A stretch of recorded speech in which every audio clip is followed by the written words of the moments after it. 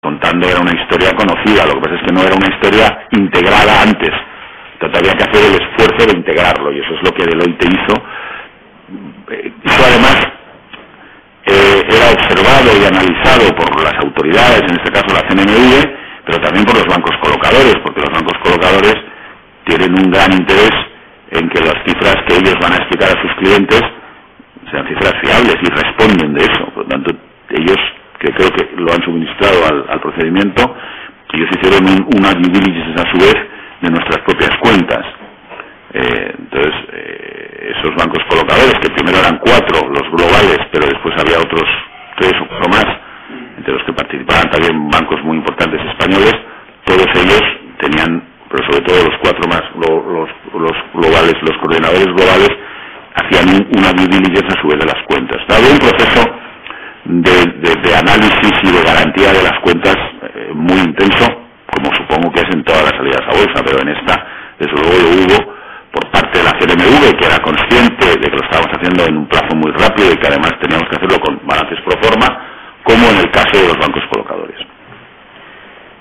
Quizá la clave, desde luego una de las claves, es el precio de salida a bolsa. ¿Cómo se fija ese precio de salida a bolsa y quién toma la decisión final sobre este precio de salida a bolsa? Bueno, el precio de salida se fija por el mercado.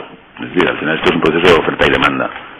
Los bancos colocadores, contratados por los asesores, hicieron, me parece que 1.700 entrevistas a posibles clientes en todo el mundo.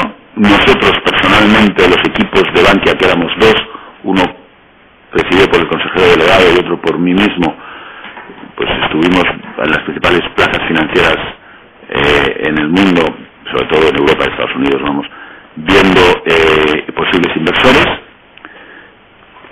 Hay un primer estadio cuando los bancos colocadores estudian tu balance y estudian el mercado y empiezan a hacer los primeros contactos y te dicen esto se va a poder colocar a un precio, digamos que es un precio inicial, y ahí la cifra que fijamos se movía entre 4,6 euros y 5,1, si no me falla la memoria, lo cual ya suponía una pérdida aproximadamente, en el mejor de los casos, de 3 euros de nuestro valor en libros.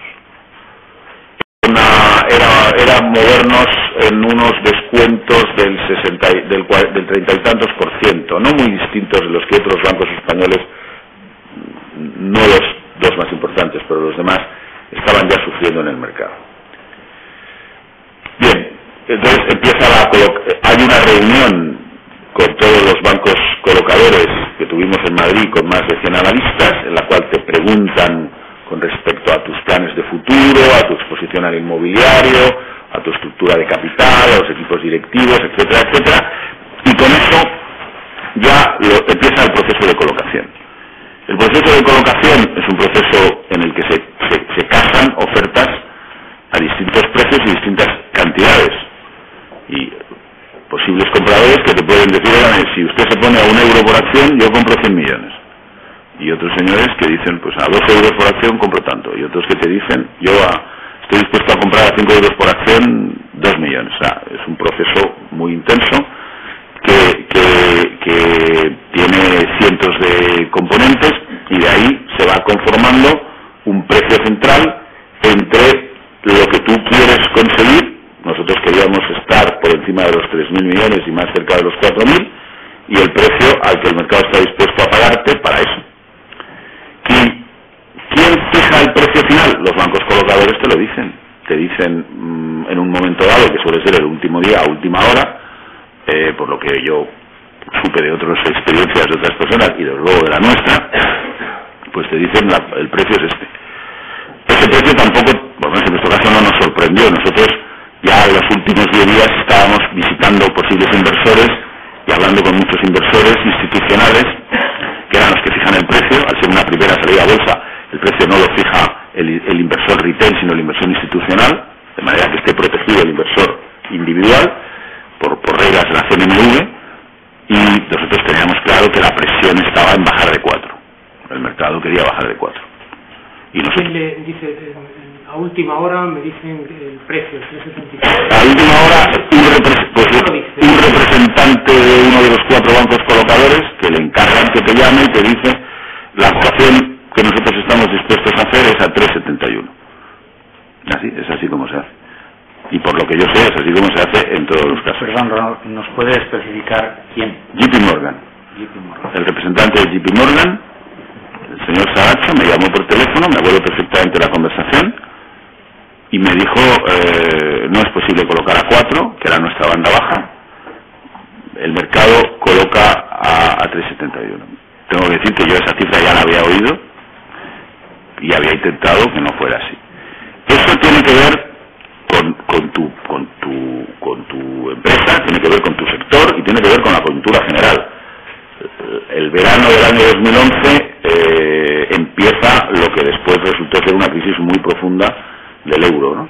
Y había una desconfianza grande hacia la bolsa europea, los bancos en general y el sur de Europa en particular. Hubo compañías importantes españolas y de otros países que tuvieron que el precio que les ofrecieron no lo podían aceptar. Nosotros lo aceptamos porque teníamos los condicionamientos que hemos hablado antes y había una opinión también generalizada de los asesores, los bancos colocadores y nuestra de que el otoño iba a ser peor. Y entonces decidimos por esa cantidad que además el mercado no iba a llegar a 4.000 millones. Estaba claro que no había, a ese precio podríamos llegar a 4.000 millones si hubiéramos bajado sensiblemente el precio, pero a ese precio nos movíamos ligeramente por encima de los 3.000 millones. Eso era suficiente, era una cantidad que nos colocaba con un core capital del 9 y pico, pero bueno, no era el tope que nos habíamos planteado, pero también es cierto que era suficiente y era un paso muy significativo en la modernización del proyecto, ¿no? ¿Existió algún tipo de preocupación, la tuvo usted concretamente, personalmente, sobre el posible efecto perjudicial en las cuentas de BCA por la salida a bolsa, por el precio de las acciones con un descuento tan importante respecto al valor contable? El auditor les advirtió de un posible problema en las cuentas, sino de ese ejercicio de ejercicios futuros, el Banco de España, alguna otra entidad coordinadora, algún asesor. No. El tema del valor de las acciones colocadas en bolsa a un determinado precio, a nosotros, nuestra creencia, y además tuvimos juntas sobre este tema en la presentación internacional y en España, se basaba en los siguientes argumentos. Primero, nuestra inversión de BCA en Bankia no era una inversión especulativa disponible para la venta, era una inversión claramente estratégica, la más estratégica que tenía BCA, más que Iberdrola o incluso más que Mafre, que era una inversión muy estratégica, y por lo tanto era claro que no íbamos a vender a corto plazo ni a medio plazo. Lo cual ya nos situaba en que las reglas de contabilidad, el no tener un activo disponible para la venta, no te exige el que lo tengas que tener a precio de mercado, sino que lo tienes que tener inicialmente al precio de coste. Eso es lo que te exigen las normas. Además, otras entidades financieras e industriales españolas estaban en situaciones similares, tenían participaciones en otras entidades que a su vez tenían un precio de mercado inferior al precio histórico y no estaban reflejándolo ningún deterioro contable en sus balances. Nosotros era claro desde el principio que íbamos a salir con descuento. Es más, la primera decisión del Consejo de salir a bolsa es con un descuento ya del 30 y tantos % mínimo. Tanto que íbamos a tener que colocar a descuento, lo sabíamos todos, y no hubo en ningún momento, y además por los acontecimientos posteriores yo lo he preguntado, no hubo en ningún momento, ni a mí ni a nadie que yo conozca, ninguna discusión sobre que esto fuera a producir un deterioro contable, y además basado en los argumentos que acabo de dar. En las cuentas anuales de Caja Madrid del ejercicio 2010, sí. Antes de pasar a otro capítulo, Sí. Me gustaría hacer una aclaración al respecto de lo que se ha manifestado en cuanto a la salida a bolsa.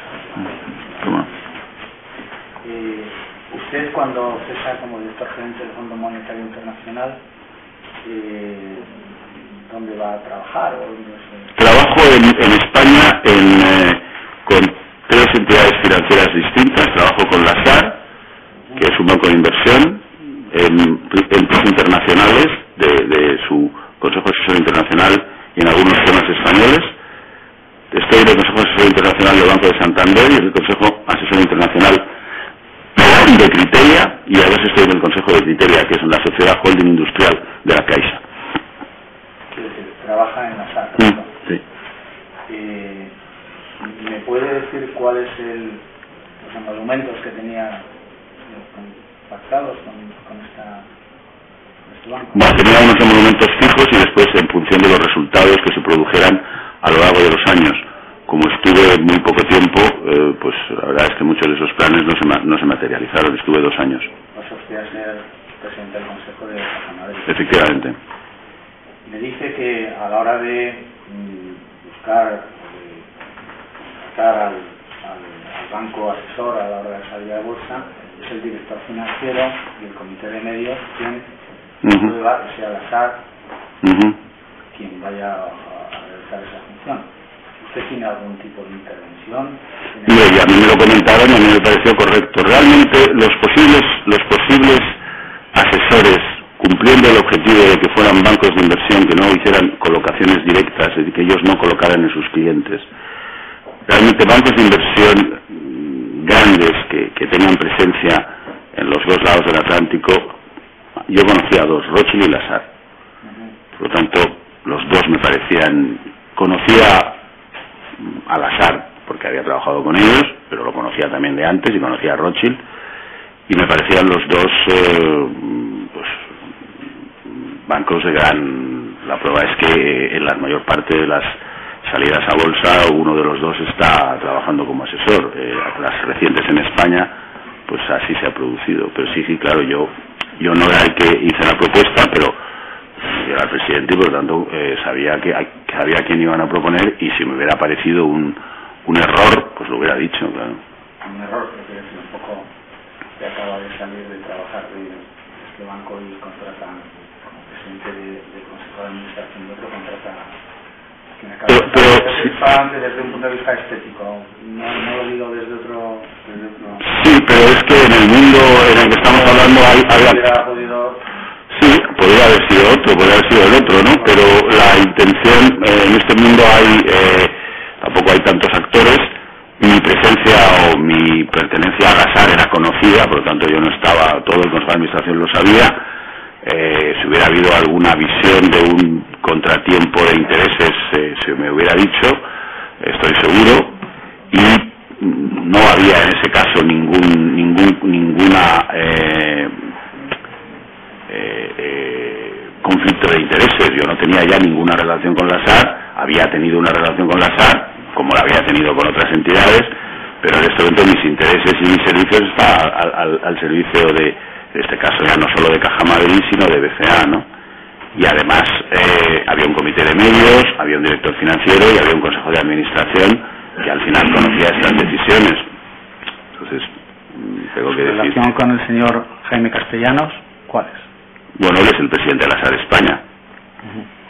Y aparte de que sea el presidente, ¿tiene usted alguna relación personal?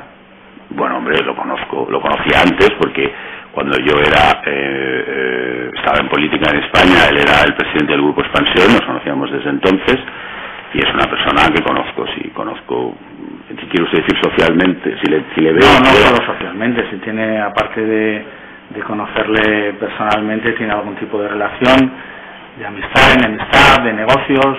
No, de ser una relación seria, no, de negocios no tengo, de amistad sí. De acuerdo. Y otra cosa, en cuanto a la determinación del precio en concreto de la acción, ayer hablamos de lo que se llama el libro de órdenes. ¿Me podría explicar exactamente qué función y para qué sirve ese instrumento? No es un libro, es una hoja Excel ahora, es en un ordenador, pero supongo que el nombre viene de que en su día debía haber un libro, ¿no? En otras operaciones. Pues es donde se reflejan todas estas ofertas de tamaño, de volumen y precio que acaban conformando un precio central. Es donde los bancos colocadores van informando y ahí tienen acceso los asesores, SPJ y Lazard en nuestro caso, para garantizar